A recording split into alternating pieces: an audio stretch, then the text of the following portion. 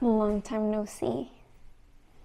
I don't know if anybody missed me on here, but I certainly missed being on here.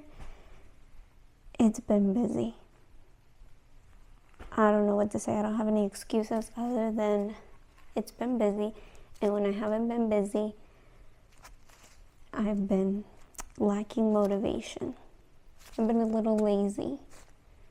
But today I have a banana bread baking video for you. Baking. This is not my recipe. Found it on TikTok, of course. But I figured, why not bring you guys along? Because I am making this banana bread constantly every fall. And I tweak it every now and then. You can do the same. If there's something that I'm putting on this that you don't like, feel free to remove it. First, you need ripe bananas, like the bananas that stink. Yeah, that's how you know it's ready. Oh my god, they really do stink. I'm putting them in a container. I am praying for my health now. As I was saying, I don't usually use this ripe of a banana, but the riper the better. Before I mash these bananas, I'm going to melt a half a cup of unsalted butter, which is the same thing as 1 stick of butter. I'm thinking mine will be good in 30 seconds because it's been chilling. And I'm gonna mash the bananas. This is what it looks like, liquid gold. Continuing with the bananas, I did write the recipe on a piece of paper because I didn't want to forget an ingredient. I already have the 3 ripe bananas in there. And I have the butter. I'm gonna get my egg out because first you want to start out with your wet ingredients first. Before I forget, I'm going to preheat my oven to 350. Now that my bananas are all mushed up, I'm going to add, according to my recipe, 1 egg. Now that I've mixed in the egg and the bananas, you want to wait a little bit to pour your butter in because you don't want it to be hot. It will cook your egg. You don't want that. So in the meantime, I'm gonna do 1 cup of brown sugar. I did a little more because I will be adding cacao powder, but the recipe calls for 1 cup of brown sugar. Now I'm gonna add the butter. Holy, it went everywhere. And mix it. Going back to my recipe, I already added the bananas, the butter, brown sugar, the egg. Now we need a teaspoon of vanilla syrup, vanilla extract. I always measure vanilla extract with my heart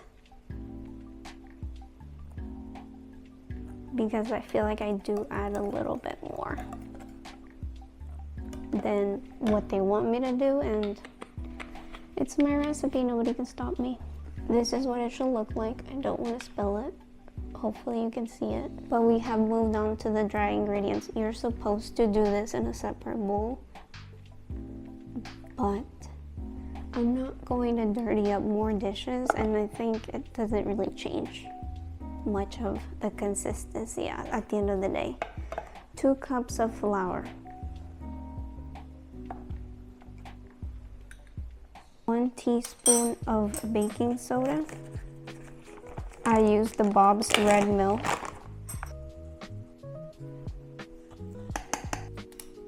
And a 1/4 teaspoon of salt. I don't measure salt either. This is what I do.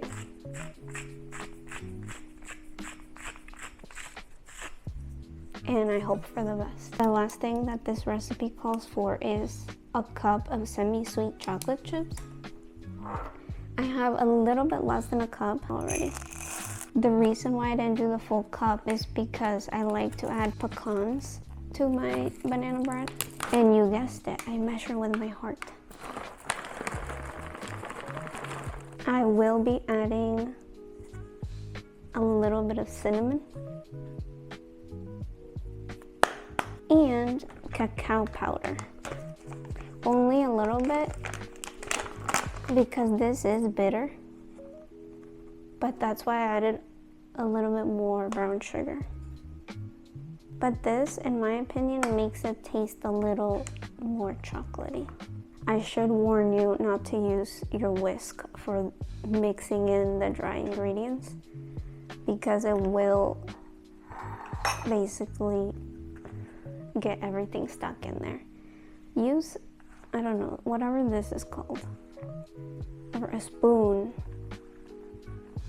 All you want to do is mix, combine. Don't do it vigorously. See, my batter is not runny at all. Make sure to always go back and check your list. It looks like I added everything I needed to. My oven is ready. There's no more white cast. So that means it's done. I can pour it in my pan. And of course I'm using a Christmas one. It just is merry. And I lined it with parchment paper.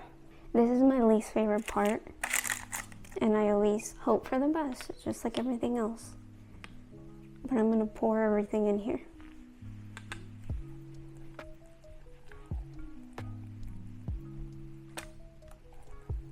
It kind of looks like cooking dough.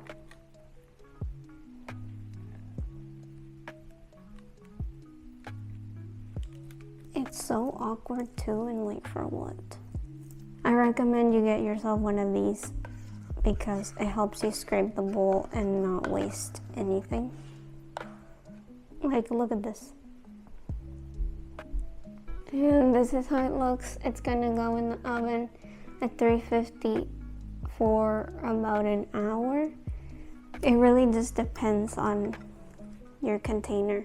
Mine is ceramic, so it does take a little bit longer, but it could take maybe 50 minutes to an hour 15. Alexa, put a timer for an hour. 1 hour, starting now. Now that our banana bread is in the oven, timer is on, you have to clean. Don't put it off, trust me, I've done that. Not fun. You have an hour to get chores done. So I'm going to choose to fix up my kitchen a little bit, wash the dishes. And if I have more time, I'll chill. I do plan to show you guys how to check when it's ready, but I am gonna leave it alone for the next hour. And if I do forget, please forgive me. So the timer went off, it's been an hour. And this is what it looks like. Here, let me turn on the light. Now we wanna check that it's actually fully done. So I'm gonna stick this piece of wood probably around the thickest part. And you see how it's dirty? You don't want that. So I'm gonna put it back in there for another 10-15 minutes. You don't wanna keep it out for too long when you're still checking because then the internal temperature drops and you're never gonna get an even cook on it. It's been another 12-ish minutes. I'm just gonna go for it and stab it. See how clean it is? That's what you want. I'll do it again. Clean. That means it's done. And now it has to sit before you cut it. And this is how I like to let it cool. Just on a cutting board.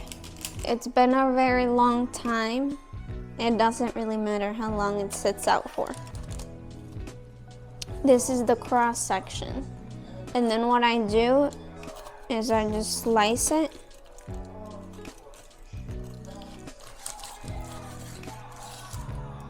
Sometimes it falls apart, but you can just eat these little pieces. It came out really good.